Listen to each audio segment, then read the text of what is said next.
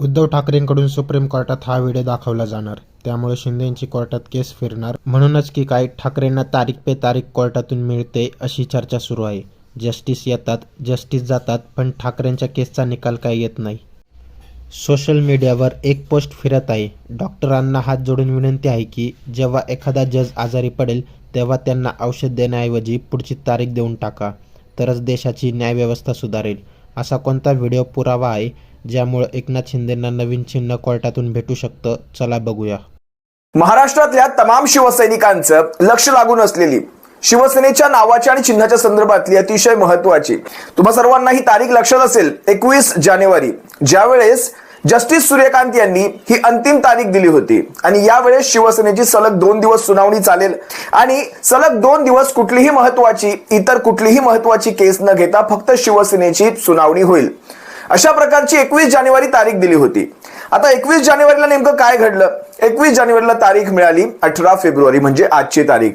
आज बऱ्याच शिवसैनिकांचे मला वैयक्तिक फोन कॉल्स आले, SMS आले की आज नेमकं माननीय सुप्रीम कोर्टामध्ये शिवसेनेच्या नावाच्या आणि चिन्हाच्या संदर्भातल्या याचिकेचं काय झालं. लक्षात घ्या शिवसैनिकांनो, माननीय सुप्रीम कोर्टाच्या वेब पोर्टलनुसार कालच शिवसेनेची तारीख म्हणजे आजची ही तारीख ही आजच्या कामकाजात कुठेच नव्हती. म्हणजे 18 फेब्रुवारी जरी दिली असली तरी ती कामकाजात कुठेही लिस्टिंगवर नव्हती.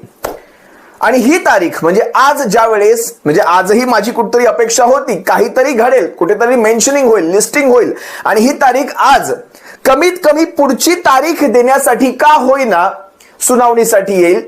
जज म्हणतील कपिल सिब्बल तुम्हाला किती दिवस पाहिजेत, तर मग कपिल सिब्बल म्हणतील दिवस नको माय लॉर्ड, मला काही तास हवेत, मला तुम्ही अगदी 45 मिनिटे द्या, 45 मिनिटांमध्ये मी या केसचा निपटारा पुन्हा लावेल. हे अशा प्रकारचे 1-2 डायलॉग जरी झाले असते तरी महाराष्ट्रभरातल्या तमाम शिवसैनिकांना कमीत कमी थोडासा दिलासा वाटला असता. पण आज नेमकं झालं उलट. आज काहीच घडलं नाही. कालच ज्यावेळेस ही तारीख कामकाजातच नाही उद्याच्या, तेव्हाच मी समजून गेलो होतो, कारण पुढचा हिचा संगणकीकृत तारखेचा तो दिवस होता थेट 12 मार्चचा. 12 मार्च म्हणजे पुढच्या महिन्यातल्या. आता मधल्या काळात काय घडेल? मधल्या काळात कदाचित मला वाटतं उरलेल्या झेडपी असतील, किंबहुना तो 50% आरक्षणाचा विषय कुठेतरी मार्गी लागून झेडपी लागतील किंवा झेडपीच्या दरम्यानच ही तारीख असल्यामुळे कदाचित 12 मार्चला सुद्धा ही पुढची तारीख पडेल. मग ती 12 एप्रिल असू शकते, 12 मे असू शकते, कुठल्या वर्षाची हे मला नाही माहीत. पण शिवसेनेच्या तारखा ह्या येत नाहीयेत हे आपण स्पष्टपणे पाहतोय. आता खरं तर आभार जस्टिस चंद्रचूड यांचेच मानावे लागतील, कारण त्यांच्या 2-2.5 वर्षांच्या काळामध्ये आपण सर्वांनी पाहिलात कमीत कमी म्हणजे त्याच्यावर निकाल लागला नाही, पण कमीत कमी काही तारखा त्याच्यामध्ये सुनावणीला आल्या. कमीत कमी म्हणजे विधानसभेच्या अध्यक्षांना कमीत कमी त्याच्यावर सुनावणी घ्यावी लागली. आपण सर्वांनी पाहिला. काही का असेना पण DY चंद्रचूडांनी थोडी बहुत का होईना या याचिकेवर सुनावणी दिली. 145 पानांचा निकाल दिला.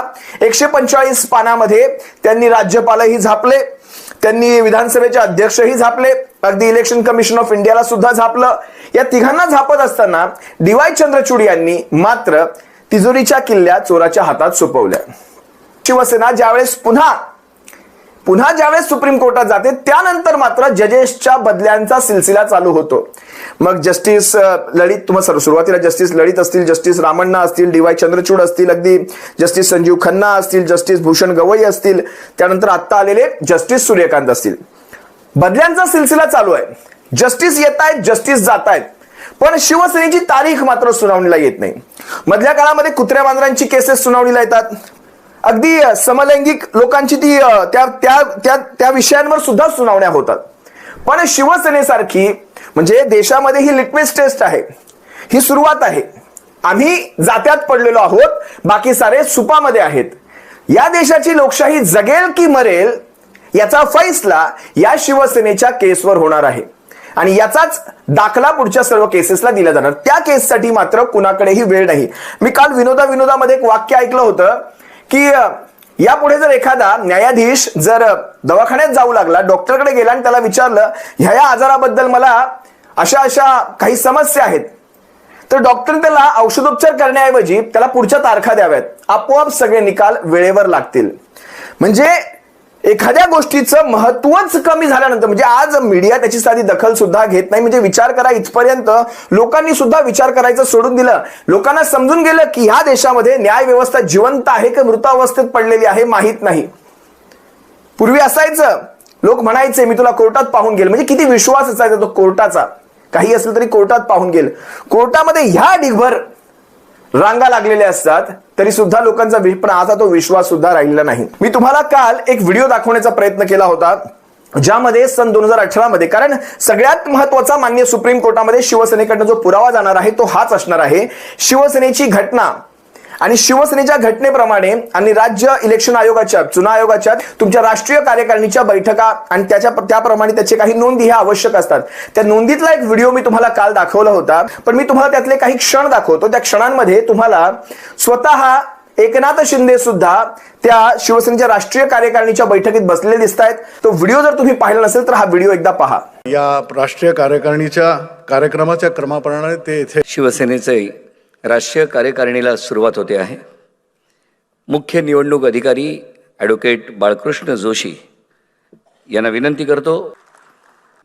निवडणूक आयोगाच्या निर्देशाप्रमाणे प्रत्येक राष्ट्रीय पक्षाला दर 5 वर्षांनी निवडणूक घेणे बंधनकारक आहे. त्याप्रमाणे शिवसेना पक्षाने माझी निवडणूक अधिकारी म्हणून नेमणूक केली. त्यानंतर मी निवडणुकीचा कार्यक्रम जाहीर केला. त्याप्रमाणे या निवडणुकीमध्ये मी शिवसेना पक्षप्रमुख 1 जागा, शिवसेना नेते 13 जागा आणि शिवसेना उपनेते 21 जागा यासाठी निवडणूक जाहीर केली.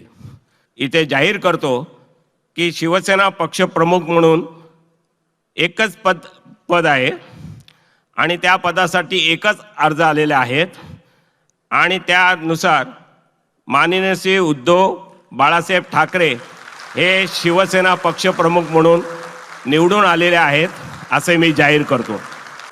आपल्याकडून अपेक्षा करतो ह्या ठरावाच्या बाजूने तुमचं मत हात वरती करून प्रकट करा. आभारी आहे. न्याय व्यवस्थेला जर स्वतःची गरिमा, स्वतःचा आब राखायचा असेल तर न्याय व्यवस्था, या देशाची न्याय व्यवस्था जी अंतिम घटका मोजते ती न्याय व्यवस्था कदाचित एक तरी तारीख अशी येईल. आता उद्धव साहेब अगदी विनोदाने म्हणाले होते केसचा निकाल लागेल 50-60 वर्षांनंतर लागेल तेव्हा लागेल, पण निकाल लागेल.